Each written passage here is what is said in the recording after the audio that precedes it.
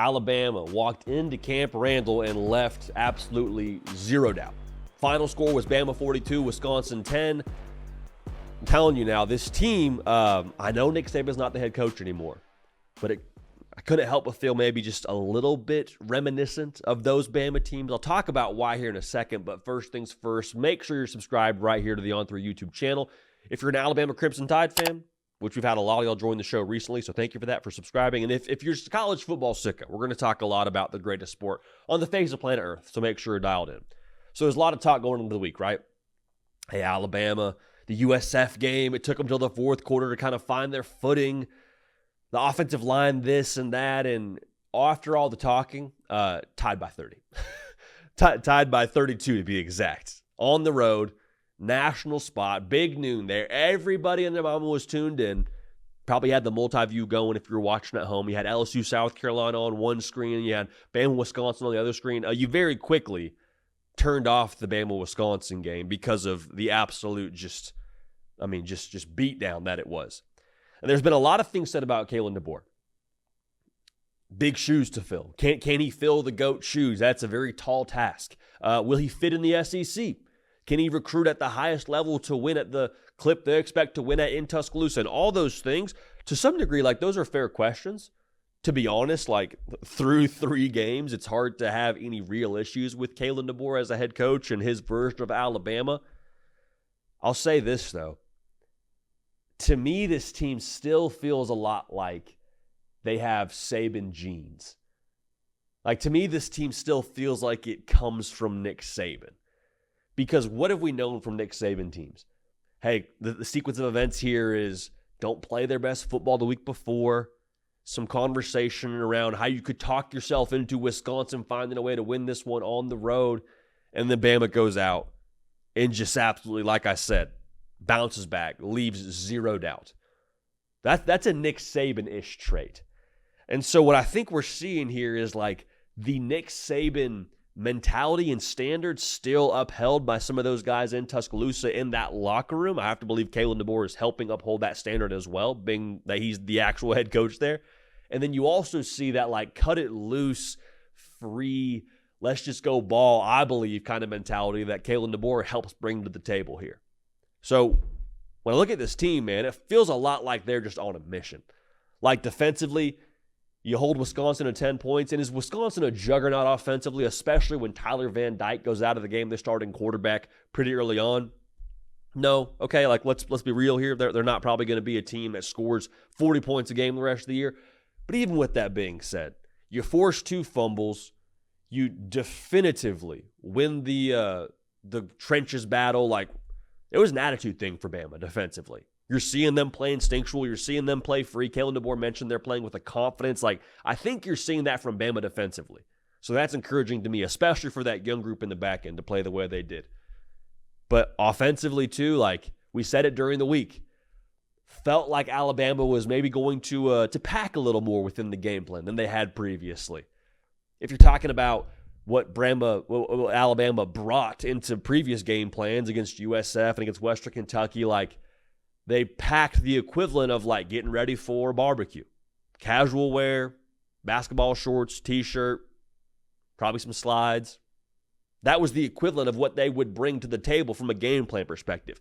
Very vanilla, not going to get too complex, like keep it all pretty straightforward.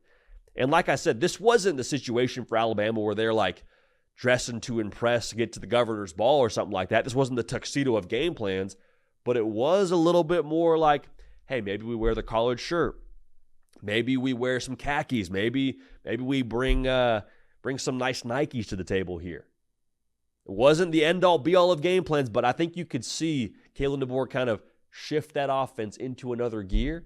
And I loved this so much. This, to me, told me all we need to know about Kalen DeBoer and Jalen Milroe's progress under him and how he fits in this offense and the steps he's taking, the confidence he's playing with, the mission this team is on. Get the ball back. Right around 35-ish seconds left to go before the half. They're up 14-3. So it would make a lot of sense if you just say, hey, you know what, we're going to kneel it out. We're happy to be up 2 scores on the road. Like, let's go into the half and talk this one over. Kalen DeBoer says, no, let's go ahead and hit the extra gear here. Bada bing, bada boom, 2 plays. Jalen Milroe hits a nice deep shot in the end zone to Jeremy Bernard, and you're like, okay. Jalen Milroe and this Alabama offense very clearly now has a very real level of juice that I don't know that we saw last year. And that's not to knock Tommy Rees. I think a lot of it, too, you give credit to Jalen Milroe, but it's very obvious to me here, Kalen DeBoer is going to maximize everything that Jalen Milroe brings to the table. You saw it in that drive at the end of the half, and I think you saw it throughout this entire game. Like, Jalen Milroe, 5 total touchdowns. Again, more than 2 passing touchdowns, more than 2 rushing touchdowns. He had 3 passing touchdowns on the day, was ruthlessly efficient. He is going to maximize everything that he brings to the table. With the design quarterback run game, of course, we saw that, and I think the ad-lib stuff in itself is something that you're just like happy your quarterback can do for you. But it's also the way that he's going to set him up for success in the pass game. We talked about it. We talked about it ad nauseum throughout the course of this offseason. He is going to allow Jalen Milroe to be a more consistent passer with how he draws it up. And credit Jalen Milroe as well. But you see these plays now where how Kalen DeBoer will set it up to where there is certain looks now where linebackers are in conflict. They have to choose, am I defending Jalen Milroe's legs or am I defending the pass? And after the better part of like a quarter or two of getting burned by his legs, you eventually start to be a little bit more flat-footed. And when that happens, there's guys running wide open downfield. And you saw that. And Jalen Milroe, to the same exact token, has worked to maximize himself as a dual threat. He's always just got those God-given gifts, right? Like, Jalen Milroe is going to wake up more Saturdays than not and be the best quarterback, or be the best athlete, rather, on the field at any given time, anytime he wakes up on a Saturday. I mean, maybe you talk about the Georgia game having a little bit more juice to it, 100% true. The playoff, we'll talk about that as well. But, like, more often than not, when he wakes up, it's going to be Jalen Milroe is the most physically gifted player on the field at any point in time. So that's one part of it. But give him credit for, I believe, excelling now as a passer even more than we saw a season ago. He always had the deep ball working, but it's the command of the offense. It's the poise. It's the scramble and keeping his eyes downfield. It's the finding the outlet when he needs it. All those things now that, to me, make him that much more of a just threat for any given defense. And also give him credit for the way that he's dialed in the deep and intermediate pass game as well. Like, if those linebackers and those safeties, like we said, want to creep up and try to defend his legs, he's now able to consistently make them pay. Some of that is probably him playing more college football. I think it'd be irresponsible to say a lot of it has to do with how Jalen Milroe's put in work behind closed doors. And Kalen DeBoer has put him in position to be able to make those plays.